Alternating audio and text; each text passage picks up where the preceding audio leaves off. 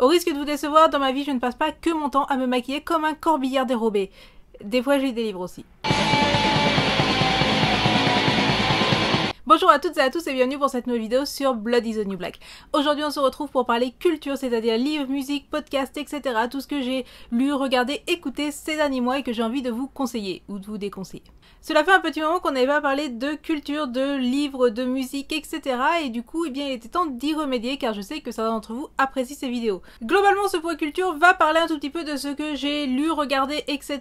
sur la première partie de l'année 2019, donc sur les 2 mois qui se sont écoulés. Donc j'ai noté quelques albums, quelques livres que j'ai à vous présenter et aussi quelques podcasts que j'aurai à vous recommander. En termes de lecture, il y a 3 livres que je souhaiterais vous conseiller. Enfin, vous conseiller, c'est un gros mot, mais en tout cas, il y a 3 livres que j'ai particulièrement appréciés sur ce début d'année. Donc, en ce début d'année, j'ai décidé de m'intéresser un petit peu plus à la culture japonaise. Oui, c'est Raph, il était temps, après 6 mois de vie au Japon, il est peut-être temps que tu apprennes un petit peu ce que c'est ce pays. J'aime les mangas, j'aime les animés, et ma connaissance du Japon, elle se limite à peu près là. Bon, je sais qu'ils se sont pris 2 bombes sur la gueule, je sais 3-4 trucs, mais globalement, je suis pas du tout calée dans l'histoire du Japon, j'ai pas fait d'études en rapport avec l'histoire du Japon. Bref, j'y connais que dalle. Et pour être tout à fait honnête, ça ne m'avait jamais intéressé. Il aura fallu que mon père me mette littéralement entre les mains ceci, un livre qui s'appelle Japon, Empire éternel, qui, comme vous le voyez peut-être, est un emprunt très très longue durée à la bibliothèque de Saint-Julien-sur-Cher, qui a été écrit par Louis Frédéric, qui est a priori, qui était, vu qu'il est décédé malheureusement, un universitaire très très reconnu sur beaucoup de peuples asiatiques et notamment sur le Japon, mais c'est aussi un indianiste. C'est ça qu'on dit? Bref, un monsieur qui a étudié l'Inde notamment. Donc ce bouquin, c'est tout simplement l'histoire du Japon, tout bêtement, de A à Z. Donc je l'ai pas totalement fini tout simplement parce que c'est quelque chose qui est, vous voyez, assez dense et ça se lit pas comme un roman, c'est vraiment le truc, tu le lis, tu as besoin de prendre du temps pour essayer d'apprendre, de comprendre, etc. toutes les implications que ça a, mais je le trouve globalement très très bien fait, tout à fait abordable à des néophytes, c'est-à-dire des personnes qui ne connaissent rien du tout au Japon, qui connaissent pas la géographie du Japon, etc. Mais moi j'ai trouvé ça très intéressant de le lire maintenant alors que je vis ici, notamment parce que historiquement la partie la plus importante du Japon c'était le Kansai, donc c'est là où j'ai habité au tout début de mon PVT, et du coup il y a plein de choses que j'ai visitées, etc. qui expliquent quand est-ce que ça s'est fait, pourquoi ça s'est fait, etc. Donc c'est vraiment quelque chose que je conseille pour toute personne qui s'intéresse au Japon. Ne faites pas comme moi, lisez sur l'histoire du Japon, c'est vraiment super intéressant et ça vous permet de comprendre plein de trucs si vous venez visiter ou si vous venez juste en PVT ici. Parce que je dois avouer que je suis un petit peu deg d'avoir commencé à lire ça alors que je suis partie du Kansai, parce qu'il y a plein d'endroits que j'aimerais revisiter parce que maintenant je comprends beaucoup mieux à quoi ça sert, etc. C'est un livre qui est très très vieux, donc peut-être qu'il y a eu mieux depuis, etc. Il se trouve juste que ce livre-là était à la bibliothèque, que mon père l'a vu et qu'il s'est dit que ça allait m'intéresser et qu'il l'a pris. Voilà. Mon père travaille à la bibliothèque, c'est pas un voleur, hein, je vous rassure. Donc celui-là, c'est Japon, l'Empire éternel de Louis Frédéric. Je pense qu'il est encore édité. Je crois que je l'ai vu sur Amazon. Donc sachez que celui-là est bien fait, mais sans doute il y en a plein d'autres. Et d'ailleurs, si vous vous intéressez au Japon et que vous avez lu des livres intéressants, dites-les moi. Deuxième livre, toujours puisque j'ai envie de m'intéresser plus au Japon, il était temps c'est Raph, je me suis mise à lire des auteurs classiques japonais. Il faut savoir que j'ai certes déjà lu des romans japonais, mais généralement, globalement, c'est pas ma tasse de thé. Pourquoi? Parce que souvent, la littérature japonaise, notamment celle qui est célèbre en France ou celle qui est traduite, etc., c'est de la littérature qui est quand même assez contemplative.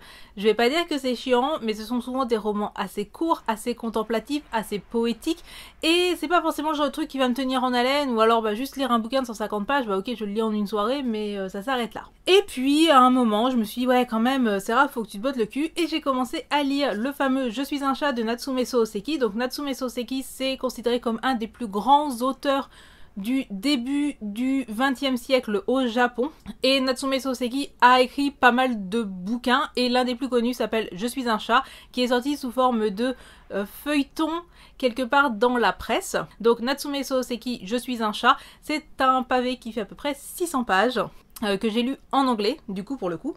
Et honnêtement, j'ai commencé ce livre en n'entendant absolument rien. Je sais que Je suis un chat, c'est un bouquin culte, c'est un bouquin très très très célèbre au Japon, etc. Et je m'attendais globalement à le trouver nul. En fait, pas du tout. Donc Je suis un chat, c'est un roman à la première personne narré par un chat qui habite dans la maison d'un professeur de littérature anglaise au Japon au tout début du XXe siècle.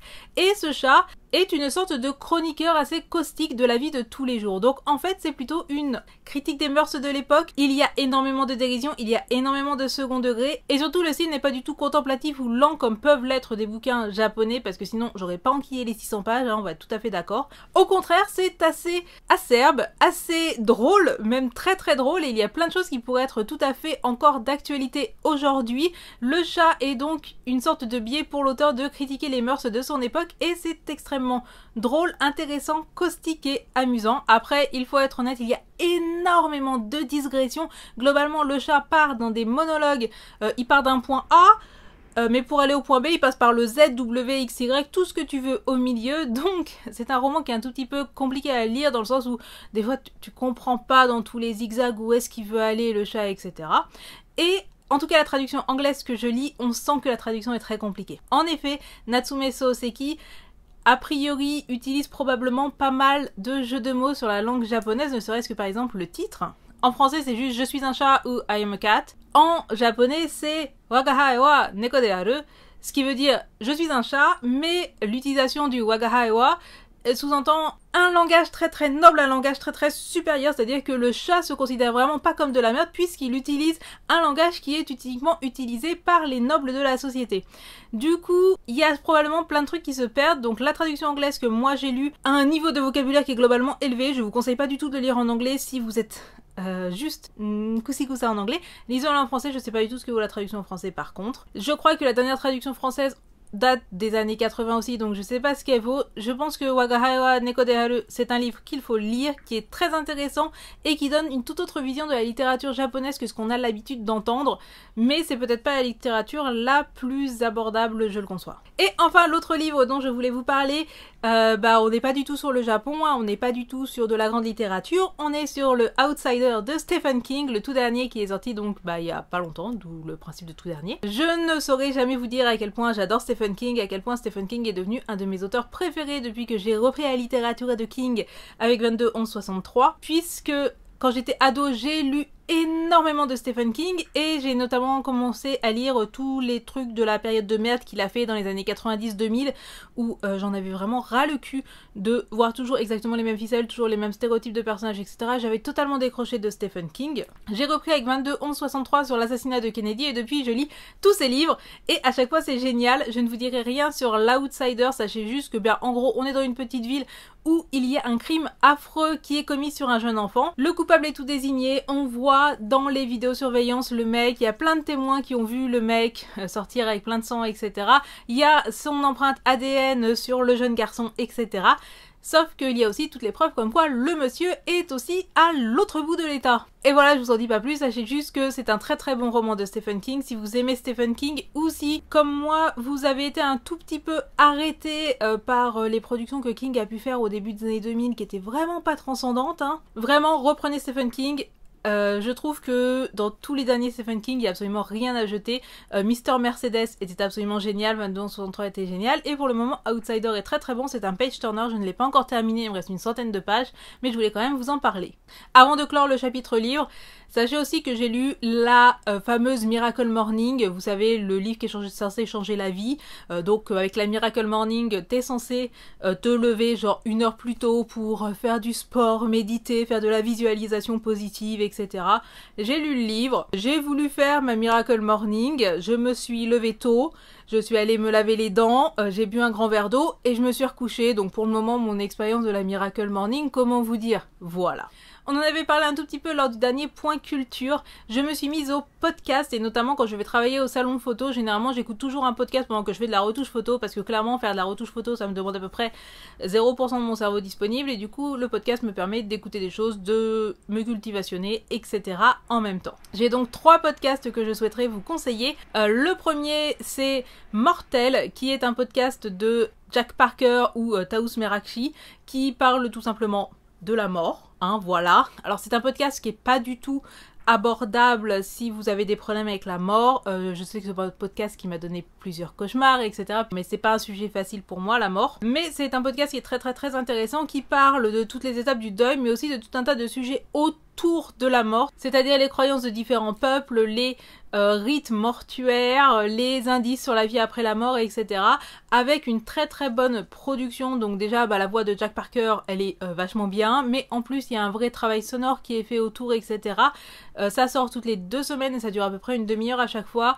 Je vous le conseille si vous êtes à l'aise avec tous les concepts de mort, etc. Ou alors si vous n'êtes pas à l'aise avec ça, écoutez-le à un moment où ça va, globalement. Le deuxième podcast, c'est la librairie Yokai, qui est fait par 2 personnes. Un monsieur, le monsieur qui fait le podcast Mensetsu, et une madame, dont j'ai oublié le nom, je crois qu'elle s'appelle Amandine, mais je suis vraiment pas sûre. Bref, la librairie Yokai, c'est un duo d'animateurs qui vous parle des yokai. Les yokai, c'est des sortes à mi-chemin entre les esprits et les fantômes au Japon. C'est des sortes de légendes urbaines. C'est un petit peu l'équivalent de nos dames blanches, mais au Japon. Et il y a tout un tas de yokai ici. Les yokai, c'est vraiment quelque chose de très très répandu ici. Ça fait partie des légendes urbaines, voilà. T'as des yokai pour tout et n'importe quoi, hein. T'as un yokai qui apparaît si tu te coupes les ongles de doigts de pied la nuit, tu vois, par exemple. Et du coup, chaque épisode du podcast La librairie Yokai se centre sur un yokai particulier et va nous parler un tout petit peu des légendes autour, des manières de s'en prévenir, de ce yokai-là dans la culture populaire, etc. Il y a 2 épisodes à ma connaissance pour le moment et je vous conseille vivement d'aller les écouter. Ils durent à peu près 1 heure chacun. Et enfin, le tout dernier podcast dont je souhaitais vous parler, c'est un podcast qui m'a été conseillé par l'un ou l'une d'entre vous. C'est un podcast qui s'appelle Un podcast à soi, qui est sur Arte Podcast et qui est un podcast féministe. Donc on va avoir des choses autour du sexisme au travail, on va avoir des choses autour par exemple de la grossophobie, des injonctions faites au corps des femmes, etc.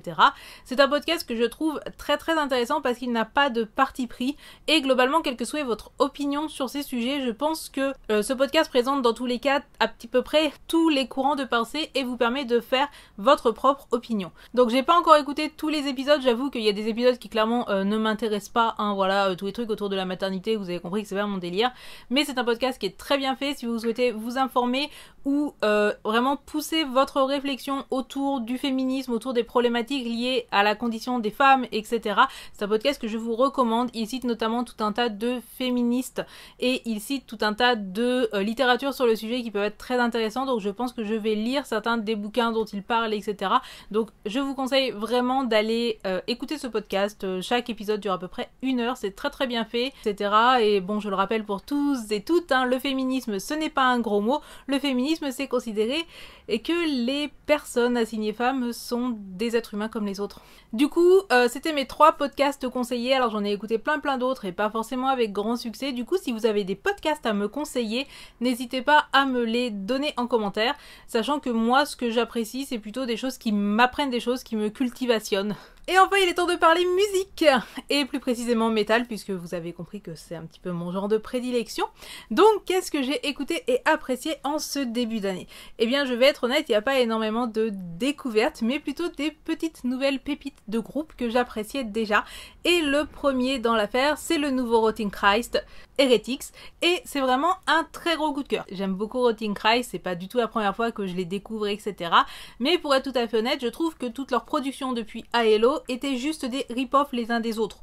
Genre, tu l'entends, oui, tu sais que c'est Rotting Christ. Oui, c'est pas mauvais en soi, mais par contre, en termes d'originalité, what about no?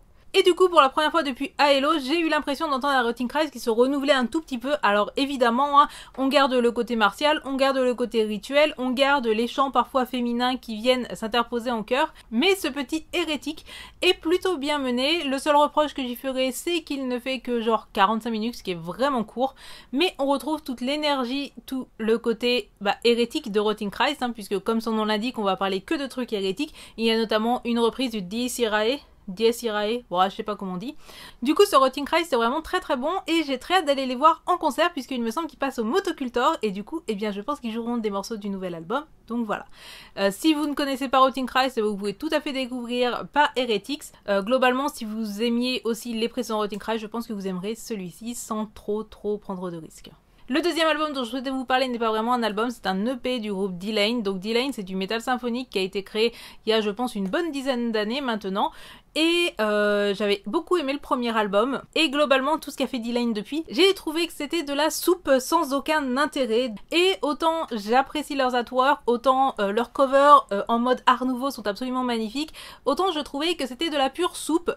Tous les derniers... Ce nouvel EP s'appelle Hunter's Moon et se compose uniquement de 4 titres et le reste c'est genre des lives, donc à peu près aucun intérêt. Par contre les 4 nouveaux titres sont très intéressants puisque en quelque sorte ils sont de retour un petit peu au tout premier D-Lane, c'est-à-dire avec un côté beaucoup plus métal, avec des mélodies très catchy. La voix de Charlotte Wessels est absolument magnifique dessus et en plus le clip, qui je pense a été tourné en Islande à mon avis, est absolument magnifique. Je vous le mettrai en barre d'infos.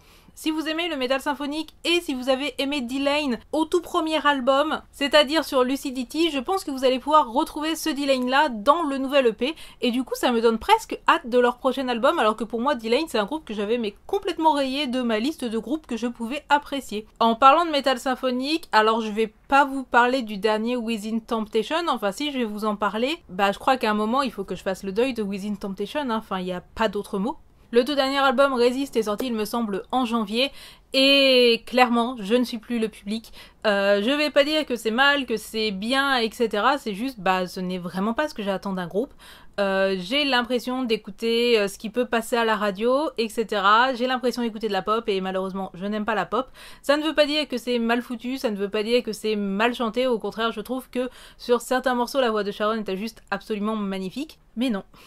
Je fais partie de ces gens qui resteront bloqués forever à Mother Earth et à Silent Force.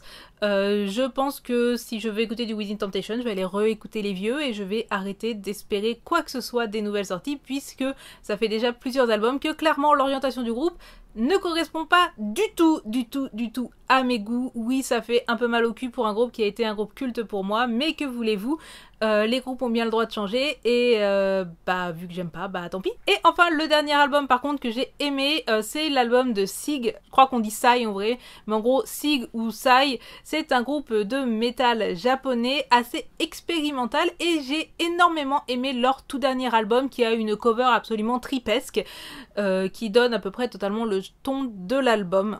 Donc Air to Despair est sorti à la toute fin de 2018 et c'est un album que j'ai beaucoup écouté depuis. Donc à Sig c'est considéré Psy, j'arriverai jamais à le prononcer. Psy c'est considéré comme du black metal, mais là on est plutôt sur du métal quasiment expérimental avec des côtés parfois très tripesques, presque folk, chanté pour certains en japonais, ce que j'ai beaucoup apprécié. C'est un album qui se laisse écouter, qui prend son temps, qui a besoin d'un petit peu de temps justement pour se développer, etc. Plusieurs écoutes pour comprendre à peu près tous les layers, les couches, toutes les imbrications, etc. de cet album, et que je vous conseille parce que c'est un petit ovni et que je l'ai énormément apprécié. Il y a un côté très grandiloquent, il y a un côté presque avant-garde dans ce qu'ils ont fait dernièrement, avec un côté aussi assez symphonique. Donc c'est un album qui est vraiment particulier et que je vous conseille très très fort. Et voici qui close cette vidéo sur le point culture de ce que j'ai vu, lu, écouté ces derniers temps. Vous noterez qu'il n'y a absolument toujours aucun film puisque a priori je pense que je ne reprendrai jamais le fait de regarder des séries ou quoi que ce soit. Si vous connaissez des livres, des podcasts, des albums, etc. qui pourraient m'intéresser, sortis récemment ou pas, n'hésitez pas à me les mettre en commentaire parce que je suis toujours preneuse, notamment en termes de musique. Envoyez-moi toutes vos dernières découvertes. Je serai ultra preneuse. Pareil, si vous avez des podcasts que je puisse écouter en travaillant, envoyez-les moi. C'est pas la peine de m'envoyer des séries, hein, je les regarderai pas de toute manière. Et pareil, si vous avez des livres à me conseiller, n'hésitez pas à me les donner en commentaire. Dans les prochains que j'attends, il y a le prochain Sir Cédric qui sort le 21 mars et je peux vous dire que je vais le lire dès sa sortie. J'espère que cette vidéo vous a plu. Si c'est le cas et que vous êtes encore là, eh bien je vous demanderai s'il vous plaît de passer sur mon YouTube. Vous pouvez aller regarder une vidéo de 30 secondes et ça me rapporte 5 centimes, ce qui me permet de manger des galettes patates. Parce que les patates, c'est la vie. Vous pouvez bien sûr aussi me rejoindre sur Discord ou me soutenir en passant par Tipeee. Sur ce, en attendant la prochaine vidéo, n'oubliez surtout pas d'allumer la lumière et on se dit à très bientôt. Tchuss!